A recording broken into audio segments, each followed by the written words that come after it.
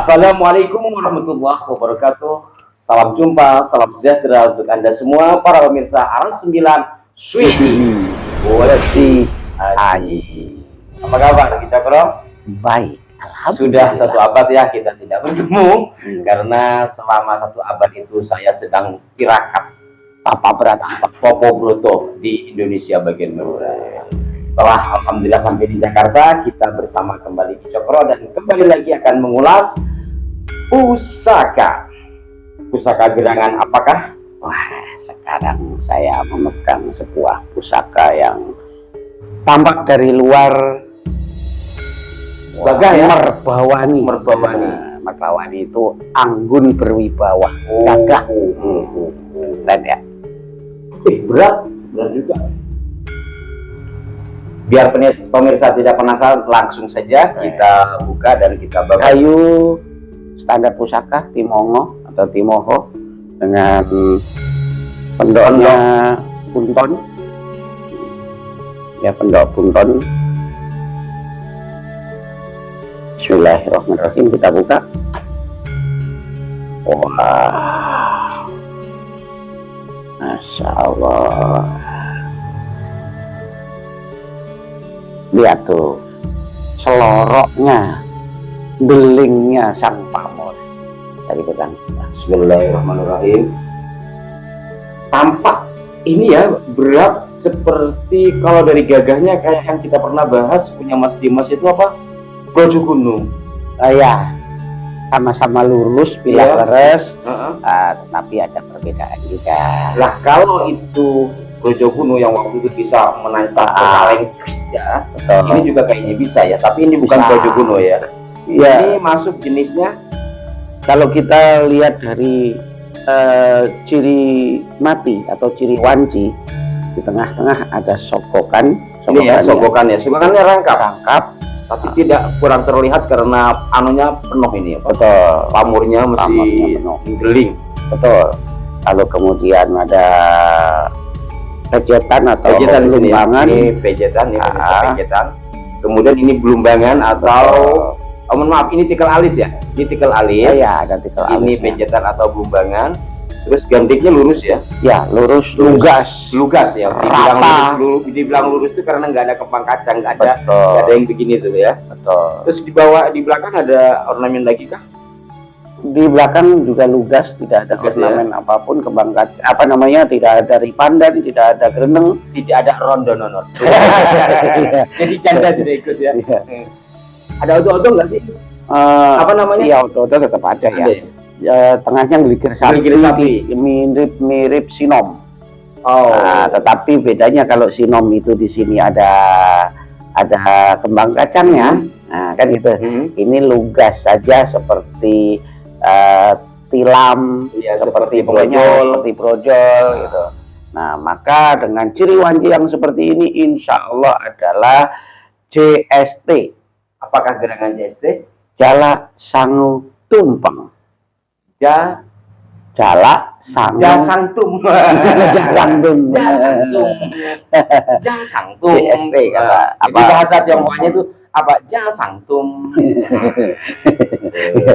Jalak Sangu Tumpeng. Apakah ada kesamaan secara filosofi dengan jalak ngure atau pusaka-pusaka jenis jalak? Ada kesamaan, tetapi ya ada kesamaan orientasi doa, tapi ini lebih disempurnakan lagi dengan tumpengnya itu. Dengan tumpengnya. Kalau jalak itu kan harmonisasi alam dan segala macam, memberikan kebaikan dan menghilangkan keburukan. Betul. Hidup ceria. Dan jadi bisa di mana saja. Bisa di mana saja, membahagiakan siapapun, mencari rezeki dengan mudah tanpa merugikan siapapun. Kan ke sana. Kalau jalak Sangu Tumpeng, nah lebih perfect. Karena membawa tumpeng. Iya, karena membawa tumpeng. Kan nggak masuk akal ya. Sedangkan jala itu kan imut gitu ya, gemoy kecil gitu ya, lucu gitu. Bawa tumpeng yang gede itu, maksudnya bukan kalau diartikan secara letterlek mungkin seperti itu ya. Tetapi inilah namanya filosofis. Inilah seni berdoa dengan bilang. Dengan bilang. Yang sering saya katakan bahwa pusaka itu adalah doa dekoratif. Iya, jadi artinya gini. Ya memang kita ini makhluk doif, makhluk kecil, tapi jangan pernah ragu membawa anugerah yang besar dari Sang Pencipta. Itu cara gambarannya. Iya, karena yang dari gambaran itu juga mengandung doa, karena doa dekoratif itu tadi. Betul, karena tumpeng itu kirata basa. Artinya tumung kula sing mempeng. Apa itu bahasa Inggris? Nasihat tumung kula sing mempeng. Kalau jadi orang itu tumung kula, muncullah ke permukaan, beraksilah, bekerjalah gitu. Sing kanthi mempeng gitu, dengan sederhananya gimana? Sederhananya ya apa ya? Bergerak, beraksi, bekerja dengan sungguh-sungguh. Dengan sungguh-sungguh dan cekatan gitu ya. Pada dasarnya dari keseluruhan makna filosofi itu adalah menjadi manusia yang bermanfaat ya. Betul. Dalam segala hal dan giat di dalam berusaha, serta tumpeng mungkin juga bisa ada pengertian lain dalam makna spiritualitas di dalam memohon kemurahan Tuhan. Betul, karena tumpeng itu biasanya tidak hanya di Jawa, tetapi di belahan bumi Nusantara ini kan itu ya, itu seringkali tumpeng itu dengan varian mengikuti budaya setempat. Tumpengnya itu intinya semuanya adalah diciptakan untuk ritual permohonan, minta keberkahan kepada Sang Pencipta dalam segala suasana sedang gembira, bersyukuran, juga keluar tumpeng. Suasana sebetulnya tidak gembira banget juga, tetapi justru sedang dalam keadaan ada ujian, cobaan, itu juga seringkali permohonannya juga menggunakan ornamen tumpeng gitu. Simbol spiritualitas. Tumpeng itu tumung kula sing mempeng. Bahasa Indonesia lagi deh, bahasa Inggris. Berusahalah dengan sungguh-sungguh, artinya memberikan pelajaran dan juga menjadi bagian dari doa teatrikal. Itu doa teatrikal kan. Anggaplah properti yang membentuk gunung, kemudian ada trap-trapnya, ada terasering itu dengan 5 lantai, 5 tingkat biasanya, menunjukkan yang 5 kurang lebih sampai ke puncaknya ya, dan mengerucut. Itu apa kata pemirsa budaya kita. Jadi segala hal yang dilakukan itu ada makna-makna yang dibuat, makna-makna yang diniatkan. Semua orang pasti bisa membuat, hanya saja bisa berlanjut lama dan boleh dibilang abadi sampai hari ini. Dari masa dulu dibuat, ini kan pasti ada apa-apanya, relevan ya. Ya, artinya pembuatnya itu memang luar biasa, karena seperti karya sastra, karya selawat, banyak selawat dibuat, tetapi yang paling umum dan sering dibacakan hanya tertentu. Betul. Baik, kita lanjut saja kepada pusaka ini. Tadi dari sisi rancang bangun atau dapur, ini adalah jalak sangu tumpeng. Apabila kita melihat dari sisi pamor juga adalah guratan doa. Apakah pamor ini mungkin ya, para sahabat Tosan Aji, ahli Tosan Aji, ada yang memaknai pamor ngulit semongko. Ada juga yang cenderung memaknai pamor selewah. Sekarang kalau ngulit semongko sudah sering kita bahas, artinya adalah proteksi, penjagaan diri gitu ya. Di antaranya. Kemudian kalau selewah itu apa? Sama. Selewah itu apa sih maksudnya? Iya. Belewa itu bukan. Selewah itu memisah gitu. Jadi menyingkirkan. Kalau bahasa Inggrisnya itu miak. Ya, miak. Kok pinter sama bahasa Inggris. Iya. Artinya membelah atau menyeka yang nggak baik. Swing. Ya.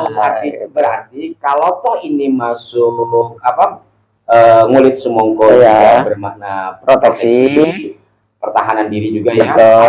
Apabila juga masuk dalam kategori selewah, memilah dan proteksi. Baik. Kalau dari sisi estimasi pembuatan atau yang umum kita sebut dengan tangguh, kira-kira tangguhnya? Insya Allah Mataram Kartosuro. Mataram Masa Kartosuro. sebelum Surakarta, berarti kan gitu ya. Ada perpindahan kerajaan, Iya, istana yang peralihan ya. peralihan kepemimpinan dan perpindahan istana ya, Betul. menjadi Kartasura, Betul. dari Kartasura jadi Surakarta. Artinya ini sebelum Surakarta. Insya Allah pada masa itulah dibuatnya, seperti itu ya. Iya. Tapi kembali lagi itu estimasi. Estimasi, perkiraan para pemirsa. Perkiraan. Yang disebut tangguh itu adalah perkiraan dari berbagai hal yang dibaca, baik dari karakter tempat, sisi bentuk, kemudian apa namanya pemamuran dan berbagai hal lainnya. Memang ketika berbicara keris itu gampang-gampang susah, tapi banyakkan susahnya apabila kita tidak mempelajari. Saya aja baca buku keris itu banyak bener, tapi kadang-kadang yang memedewe gitu. Ya. Makanya ya selalu belajar, dan mari kita terus belajar tentang budaya, karena budaya merupakan cermin jati diri bangsa. Terima kasih Heki Cokro, terima kasih para pemirsa sekalian. Mudah-mudahan apa yang kami sampaikan ini ngaji keris, mudah-mudahan ada manfaatnya. Kalau diperpanjang lagi, ini nanti bisa keluar ayat, keluar hadis, keluar macam-macam lah. Karena seiring apa yang ada di dalam ini juga seiring dengan pesan-pesan agama, pesan-pesan moral, artinya pesan-pesan yang bersifat kebaikan. Betul. Yang disematkan dalam bentuk dekorasi. Betul. Sampai jumpa, mohon maaf jika ada kekeliruan. Wassalamualaikum warahmatullahi wabarakatuh. Wabarakatuh. Rahayu. Rahayu.